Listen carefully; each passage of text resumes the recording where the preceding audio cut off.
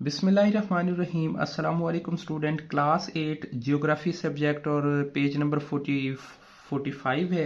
और हम basically topic पढ़ रहे हैं डिफरेंट टाइप ऑफ पोल्यूशंस का, जिसमें हमने एयर पोल्यूशन, वाटर पोल्यूशन और आज हम करने लगे हैं लैंड पोल्यूशन को। बेसिकली लैंड पोल्यूशन से मतलब ये कि ऐसे सब्सटेंसेस जो वाटर को ख़राब कर रहे हैं, जो एयर को ख़राब कर रहे हैं, अगर वो ज़मीन के ऊपर होंगे तो वो ज़मीन के लिए भी नुकसान का बाइस बनेंगे।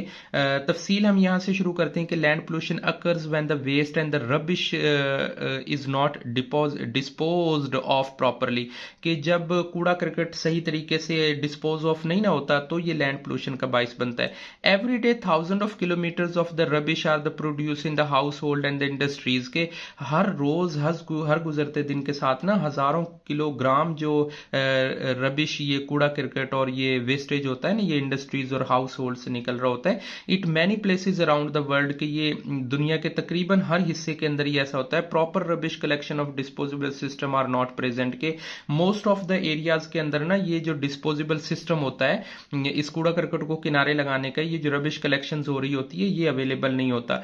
अगर हम पाकिस्तान की बात करते हैं, it is estimated that 20 million ton of solid waste 20 million of solid waste is generated a year, के एक साल के लिए ये पैदा किया जाता है। So the figure is grown by 2.4 the percentage annually, कि ये आप देखें कि ये जो ग्राफ हमारे सामने आएगा ये भी हमें पढ़ने में इससे आसानी हो जाएगी। Due it's Pakistan forces the growing wastage problem, the solid waste is not burned off the left over the sites and became the public hazard life, कि ये इंसानी जिंदगी के लिए नुकसानदेह होता है, क्योंकि इसे जब सॉलिड वेस्ट को बर्न करते हैं तब भी नहीं बर्न करते तब भी ये हर सूरत में नुकसान ही करता है। लैंडफिल्स जनरेट द मैथीन, कि जहां पे हम ये कूड़ा करकट डाल रहे होती हैं, ये डिस्पोजल साइट्स जो होती हैं, यहाँ पे क्या होता है कि ये मैथीन गैस जो है ना वो बन रही होती है, बहुत ज़्यादा स्मेल और बैक्टीरियल लाइफ जो है ना उसका, तो ये प्ले ग्राउंड बन जाता है ना। सो ग्रीन हाउस गैस होती है ये मीथेन गैस जो है, और ये इससे हीट और एटमॉस्फेयर में ग्लोबल वार्मिंग का बाइस बनती है। Waste such as plastic, paper, metal, food and refuse the left laying the around, के हमारे इर्द गिर्द ना ये जो प्लास्टिक है, पेपर है, मेटल है, फूड है, ये सारी हमारे इर्द गिर्द वेस्ट की शक्ल में होती है। Throne into the drain river simply dumping empty spaces, के इनको खाली जगह के ऊपर ना डंप कर देते हैं, बड़े आसानी से दरियाओं नदी नालों में बहा देते हैं। Giving a general idea of the common type of the solid waste, के ये आम तौर पे ये समझे जैसे ये सॉलिड वेस्ट होता है। Proper and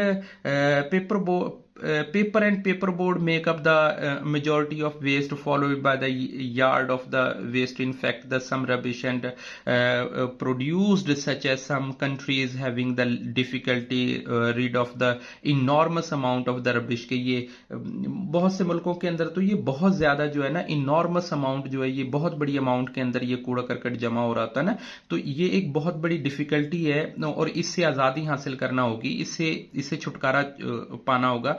plastic waste is difficult to get rid, के इससे छुटकारा पाना बहुत मुश्किल है। ये जो प्लास्टिक होता है इससे तो कम से कम जो है ना, मतलब वेस्टेज से तो आप किसी न किसी हद तक डिस्पोज ऑफ करके गुजारा कर लेंगे। ये जो प्लास्टिक है जिसे हम अपना वाटर पोल्यूशन के अंदर भी रीड कर चुके हैं, इससे आजादी मुमकिन नहीं है, बिकॉज ये नॉन बायोडिग्रेडेबल मटेरियल होता है जिसे किसी ठिकाने ही नहीं लगाया जा सकता।